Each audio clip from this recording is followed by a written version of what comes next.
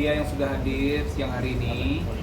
Terima kasih juga buat Dr. Hamim ya, Rumah Sakit Brawijaya, buat Ica yang baru lahiran.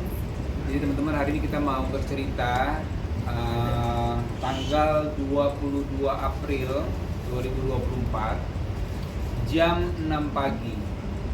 Nah, itu proses lahiran anak kami yang ketiga, putri ya, putri kami, anak kami yang ketiga, dibantu sama Prof. Hamim sebagai dokter. Dan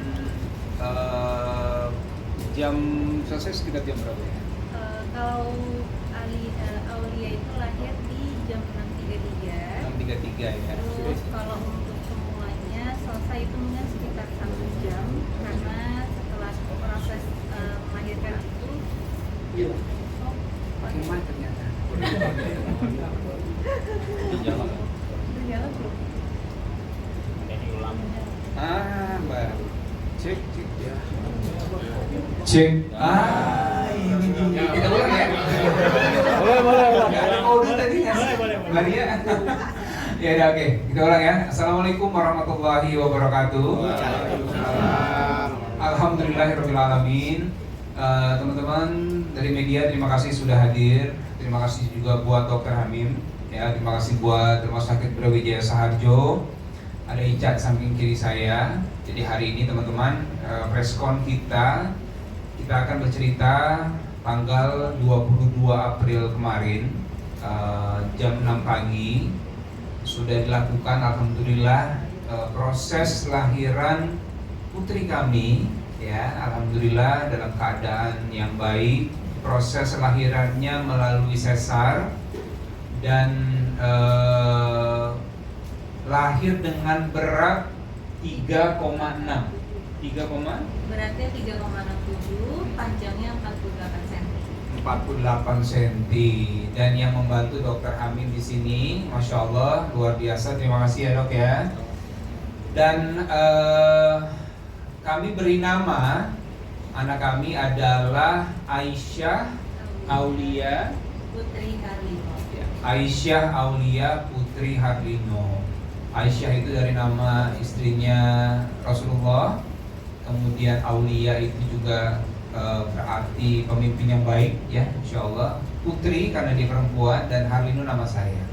Jadi doa yang kami sematkan di nama putri kami, semoga menjadi perempuan soleha seperti istrinya baginda Rasulullah, dan juga bisa menjadi pemimpin yang baik, insya Allah seperti itu.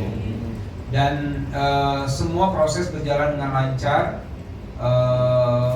dibantu dengan tim dokter dan tim medis yang sangat juga profesional ya, dipimpin oleh Dr. Hamim di sini.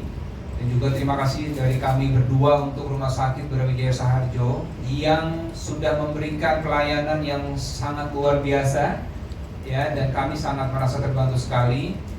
Dan kami merasa bahwa rumah sakit ini memiliki kenyamanan ya untuk segala hal, termasuk juga green hospital konsepnya. Kira-kira itu yang bisa kami sampaikan. Ica mungkin mau tambahin?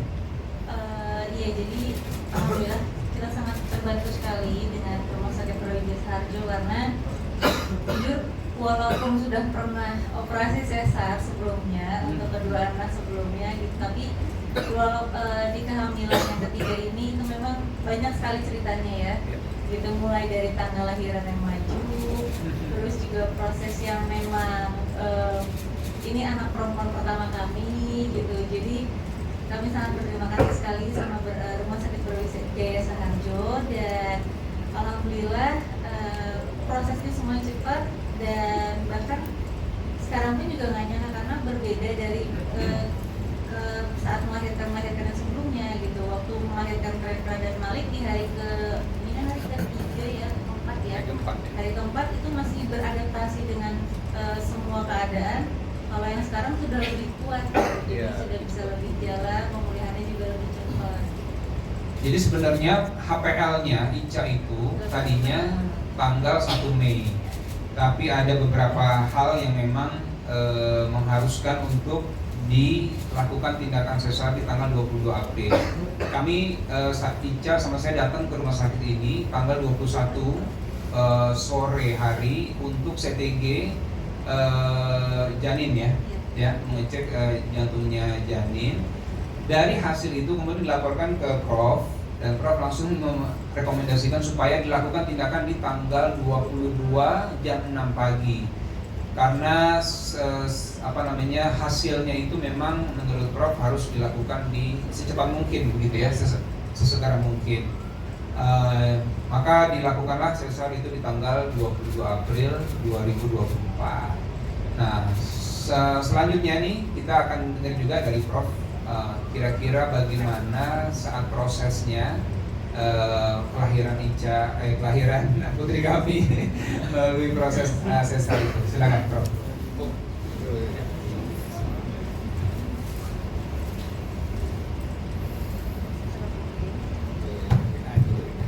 Terima kasih. Assalamualaikum warahmatullahi wabarakatuh. Waalaikumsalam. Terima kasih kepada semua media yang telah hadir pada kesempatan ini, dan khususnya yang telah meliput kegiatan atau acara pada siang hari ini, di mana Pak Dude ya, Pak Dude dan Ibu telah menceritakan sudah tentang kelahiran putri ketiganya, ya, anak ketiga tapi putri. Ya. Jadi pada hari Senin tanggal 21 itu dilaporkan bahwa istri Pak Dude, Bu Ica ya, itu mengeluh kesakitan di perut bagian bawah, di mana memang perencanaan itu tanggal 28 kalau nggak salah, walaupun HPL-nya itu tanggal 1, tapi tanggal 28 waktu itu kalau nggak salah untuk dilakukan seksio cesaria. Kenapa seksio cesaria? Karena Ibu Ica ini sudah 2 kali seksio, atau sudah 2 kali pembedahan untuk melahirkan anak. Alhamdulillah, melihat dari hasil kardiotomografi atau CTG yang dilaporkan tadi, di mana CTG itu adalah menggambarkan kondisi rahim dan menggambarkan kondisi jantung janin. Ada 2 item atau 2 faktor ya, melihat kondisi jantung janin dan kontraksinya atau kondisi rahimnya, maka bisa diperkirakan untuk di sesar pagi hari. Nah, karena kalau kegiatan itu dilakukan di waktu malam, kecuali emergensi ya, itu biasanya persiapan dan seterusnya itu kurang lengkap lah. Jadi pagi hari kita tetapkan jam 6 dan kebetulan setuju baru pasien dan keluarganya, dan kemudian kita putuskan untuk cesaria di lantai 7 jam 6 pagi. Alhamdulillah semuanya lancar, jadi bayi dilahirkan jam 6.30 ya, dan menangis langsung, artinya bayi dalam keadaan sehat walafiat. Alhamdulillah. Kemudian kegiatan sesar diselesaikan sampai jam 7.30 mungkin ya, jam 7.30, dan Ibu Ica sudah bisa kita pindah ke recovery room atau ruang pulih, dan selanjutnya diobservasi 1-2 jam. Setelah semuanya baik, kontraksi baik, tensi baik, maka bisa dipindahkan ke ruang rawat biasa. Dan Brawijaya, kami sebagai manajemen Brawijaya mengucapkan selamat atas kelahiran putri ketiga, dan saya mengucapkan juga terima kasih atas kesediaan untuk mau lahir di Brawijaya. Justru ini yang kami harapkan dari teman-teman sejawat, teman-teman sekalian, mungkin media bisa menyampaikan. Jadi kami ini rumah sakit yang relatif baru, sekitar 4 tahun dibangun, dioperasionalkan dan mempunyai kelebihan sebagai green hospital. Jadi green hospital itu adalah salah satu konsep rumah sakit yang mengutamakan ya aliran udara itu tidak tergantung hanya karena AC, ya karena air condition. Nah, tetapi kita juga mengharapkan betul-betul fresh ya udara yang dari luar. Terus waktu itu di koridor-koridor itu kita buka dan kita isi AC seperlunya yang memang diperlukan seperti itu. Nah, kami Rumah Sakit Brawijaya ini adalah rumah sakit salah satu yang terbesar di antara rumah sakit yang dimiliki Brawijaya Investama, dan kami sebagai General Hospital, dan kami punya beberapa unggulan, salah satunya ya tentu dengan tingkat operasi yang sulit, baik itu operasi jantung mau operasi bedah sesar, seperti plasenta akreta itu salah satunya di sini tempatnya. Jadi kami ada tim yang expert yang bisa menangani, mudah-mudahan hal-hal yang kita khawatirkan di dalam proses operasi itu bisa selamat dan happy semua. Bapak ibunya happy, bayinya happy, rumah sakit happy, dan semuanya senang. Saya kira itu aja sebagai tambahan dari kami Rumah Sakit Brawijaya Saharjo. Mudah-mudahan akan membawa kebaikan kita semua. Amin. Terima kasih sekali lagi Pak Dudi dan Ibu Rica atas kesediaannya untuk ya.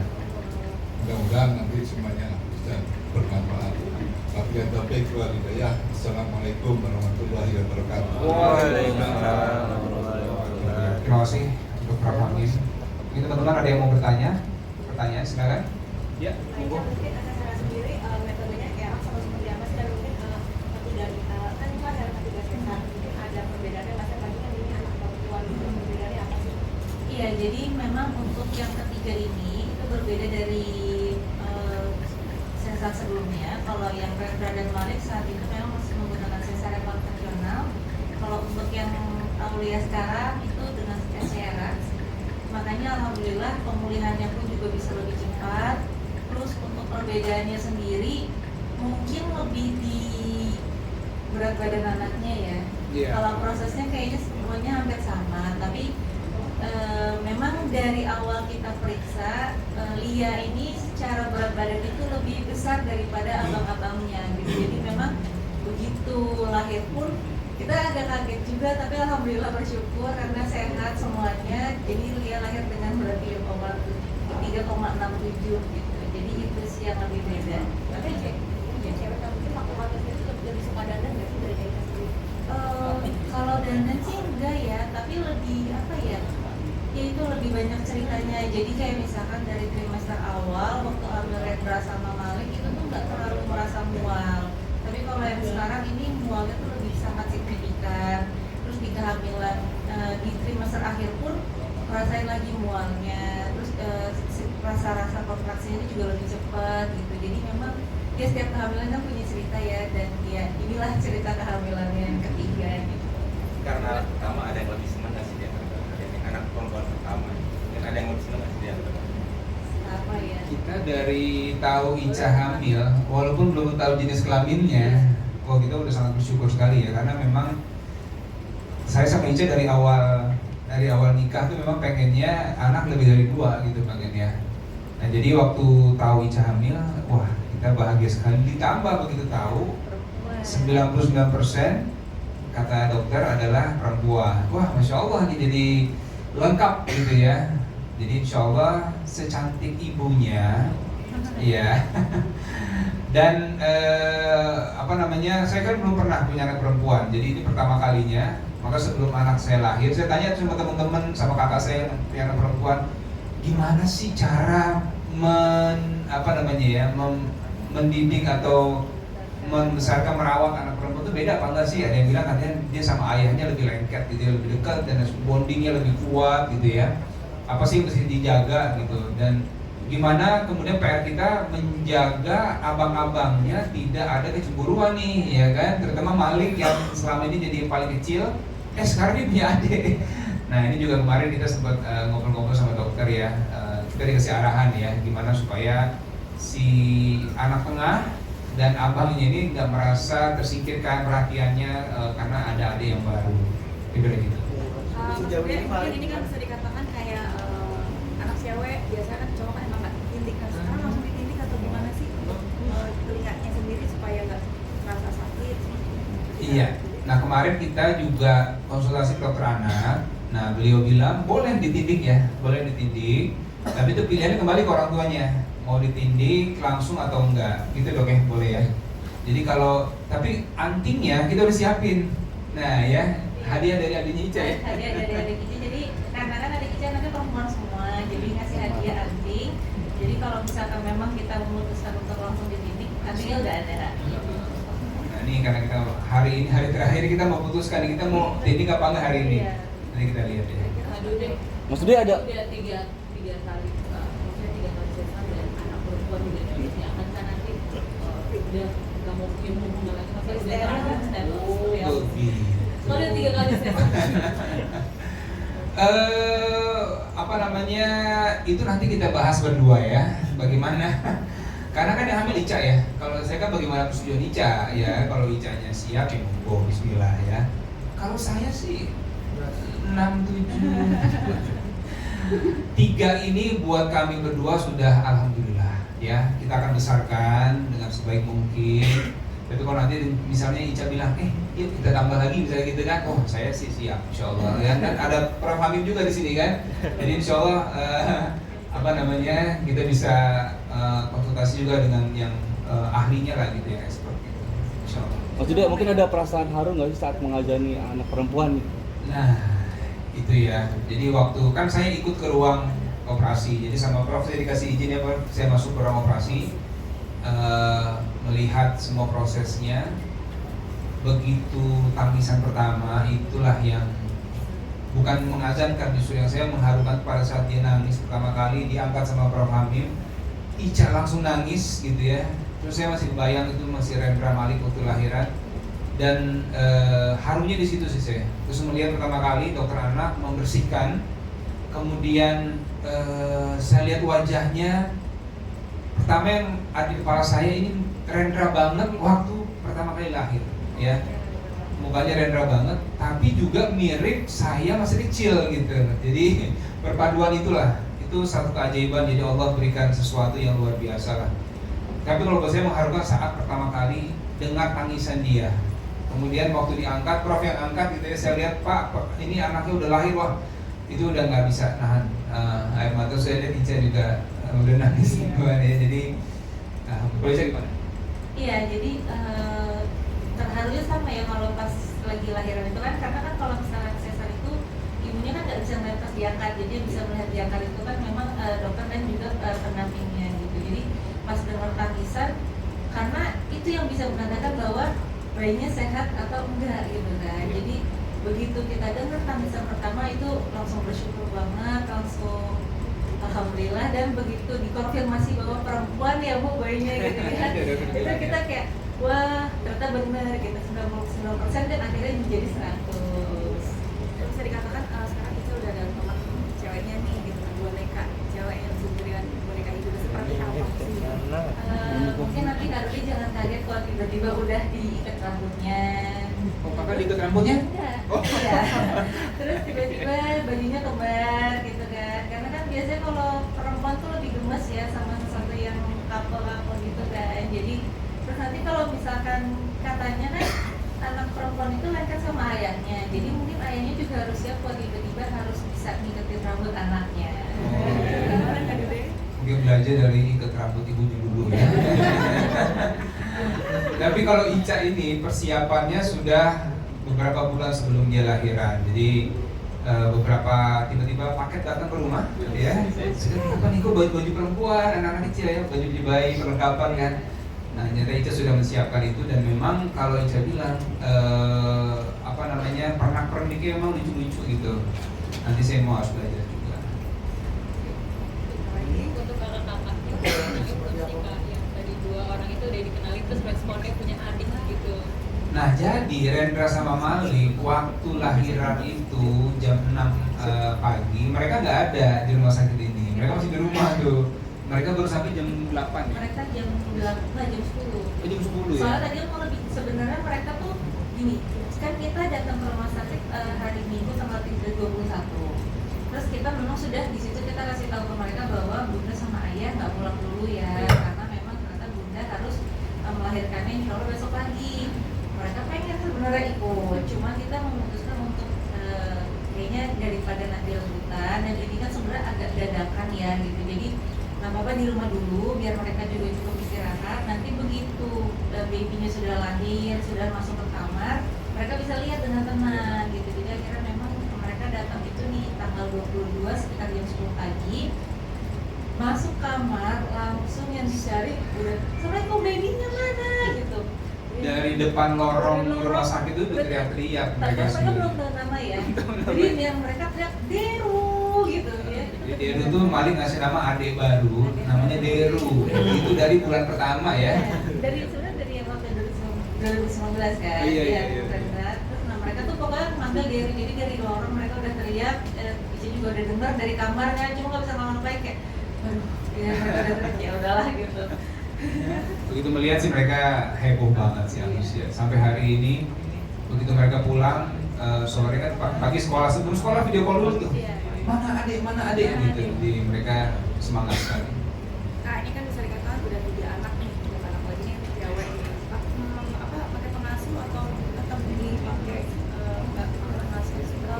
Kita sebenarnya anak pertama kedua ada yang bantu gitu. Terus memang untuk anak ini yang ketiga kita belum ada tambahan ya. Maksudnya cuma memang kalau misalkan pastinya ya yang membantu itu untuk nge-backup kita juga kan, karena kan Rendra sama Malik juga udah sekolah, terus sebelumnya nanti kalau dia juga ada kerjaan syuting atau di luar kota gitu, jadi supaya di rumah nggak terlalu keteteran gitu. Cuman kalau untuk apakah setiap anak nanti ada pengasuh, kita sih belum kepikiran seperti itu gitu.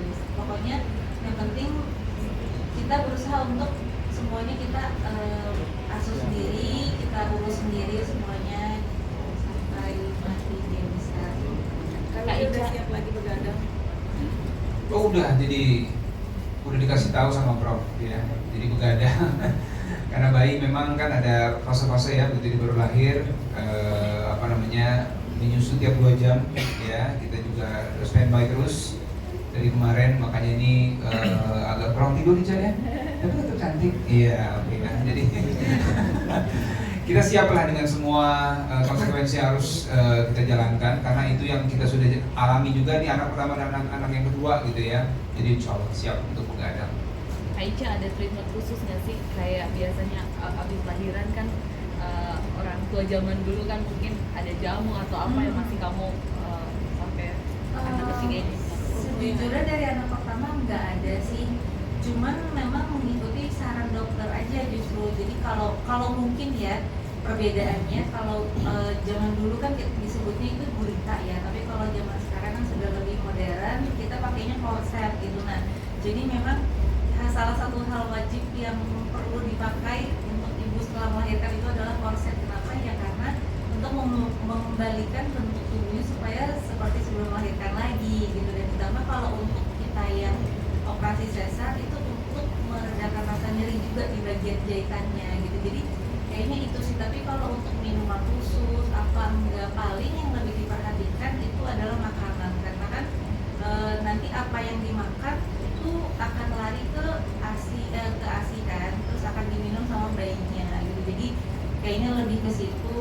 Yang penting semuanya sehat dan dipantau aja semuanya. Jadi nggak ada kayak ritual atau minuman khusus gitu kan. Aicha, maksudnya mungkin ada proses penyambutan di rumah nggak sih? Karena kan ini anak perempuan pertama nih. Atau ada dekorasi khusus di rumah gitu? Tidak. Dekorasinya udah Ica siapin 3 bulan yang lalu. Jadi udah ada di rumah ya. Tapi nggak yang terlalu heboh gitu, enggak sih ya. Paling memang barang-barang keperluan dia gitu, kayak box bayinya, kemudian perlengkapan semualah yang buat dia nanti bisa pakai gitu ya. Tapi nggak ada yang terlalu heboh juga. Untuk memberikan rasa eksklusif mungkin untuk Insya Allah ya, karena kan Rendra sama Malik juga saya eksklusif sampai 2 tahun alhamdulillah. Jadi ini juga berusaha semoga bisa memberikan hasil eksklusif hingga 2 tahun untuk dirinya. Aicha, mungkin jarak dari anak pertama sampai yang ini berapa mungkin sih jarak dua? Oke, kalau Rendra sama Lia bedanya itu 9 tahun. Kalau Malik sama Lia bedanya hampir 7 tahun. Dan kalau Rendra sama Malik bedanya itu 2,5 tahun. Jadi Rendra Malik cukup dekat, sama yang ketiga ini cukup terjadi. Ada ketakutan ya sih kak, ibu dalam mengurus bayi kan bisa lagi jaraknya 3 tahun ya, ada takut sedikit. Masih inget sih ingat gitu, cuman dia pasti perlu belajar lagi, terus kayak ingat-ingat lagi cara mandi bayi bagaimana, terus ganti popoknya seperti apa, terus bedongnya gimana supaya dia hangat gitu. Kalau saya agak bingung ya, ada beberapa bagian yang lupa gitu untuk ya cara gendong, kemarin belajar lagi sama suster ya, kemudian cara mandiin bayi. Jadi kan tiap jam 6 pagi di rumah sakit ini dimandiin nih bayinya. Kemudian saya lihat langsung tuh gimana cara suster memandikan bayinya. Saya tanya pakai apa, kemudian akhirnya bagaimana, hangat apa enggak, dan segala macam. Jadi ya kita memang harus belajar lagi, kan 7 tahun yang lalu ya kurang lebih. Jadi memang harus banyak belajar supaya bayinya tetap sehat lah, insya Allah. Baca, anak ketiga masih baby blues ya? Kenapa? Anak ketiga ini masih baby blues.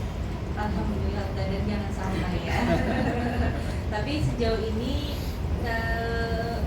support system yang dari dari anak-anak, dari keluarga, dari teman-teman, sahabat semua itu alhamdulillah baik sekali. Jadi mereka sangat mendukung dan benar-benar memberikan energi positif, terus masukan-masukan yang positif. Jadi insya Allah nggak ada sih.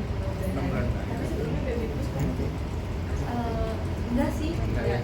Cuman waktu pas Rendra itu sempat karena kan itu kehamilan pertama dan anak pertama ya. Jadi ketika ya bayi kan ada fasenya di mana dia nangis, terus kita bingung ya. Tapi kok dia nggak mau nyusu, gitu, dia nggak mau ngapa-ngapain. Nah itu di situ agak bingung tuh, gitu. Terus cuma ditenangin sama suster kayak kalau ini hal yang biasa, gitu. Karena kita baru adaptasi juga, baby juga masih dicari semuanya. Gitu.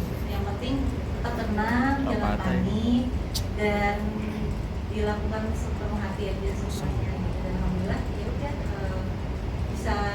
bisa melewati fase nggak perlu panik kalau dia nangis, nggak perlu panik kalau misalkan tiba-tiba dia kenapa-kenapa gitu. Dok, terakhir dok, mungkin ada saran apa dok dengan kaisar ketiga ini dok? Buat para wanita. Ya, terima kasih. Jadi untuk wanita yang sudah operasi 3 kali, jadi biasanya dokter menganjurkan untuk tidak hamil lagi. Alasannya kenapa? Alasannya karena risiko terjadinya robek atau rupture rahim pada saat kehamilan di atas 6 bulan atau 7 bulan dan bayi sudah mulai besar, maka ada risiko robek. Apalagi kalau terjadi kontraksi. Nah, kalau robek maka akan terjadi pemindahan janin yang ada di dalam rahim ke rongga perut. Nah, kalau terjadi pemindahan biasanya bayinya meninggal. Yang mengalami perdarahan ya itu harus emergensi ya, harus segera dioperasi. Tujuannya menyelamatkan itu. Tapi ada juga yang hamil sudah sesar 4 kali, 5 kali ya. Tapi itu sangat individual ya dan sangat beruntung dengan kalau bisa ambil 3 kali yang dilakukan sesar sebaiknya selesai. Jaraknya berapa tahun untuk? Paling baik 2 tahun, paling baik 2 tahun. Tapi ya kalau sudah terlanjur hamil ya diteruskan. Iya. Gimana Bunda? Tidur kali ya. Tapi dok, di rumah sakit Brawijaya sendiri bisa menangani ketika harus hamil setelah 3 kali kehamilan. Ya, kami memang mempunyai tim tadi seperti yang cerita itu adalah kita punya tim yang kuat Pak. Artinya di dalam keahliannya sudah menangani kasus-kasus yang sulit, termasuk kehamilan yang 5 kali bekas sesar ya. Bahkan karena sering sesar itu ada risiko plasenta atau ari-ari itu tumbuh di bawah. Nah, kalau tumbuh di bawah itu namanya plasenta akreta atau spektrum akreta. Kalau itu terjadi, maka itu harus ada operasi khusus. Operasi khusus itu satu bisa dipertahankan rahimnya, dicoba diteruskan, tetapi kalau tidak bisa rahimnya diangkat. Dan bahkan yang terjadi, jadi mohon maaf ya, kalau hari-hari di bawah itu sangat risiko untuk ibunya. Jadi akan terjadi perdarahan yang bisa dikontrol dan bisa meninggal. Oke, terima kasih.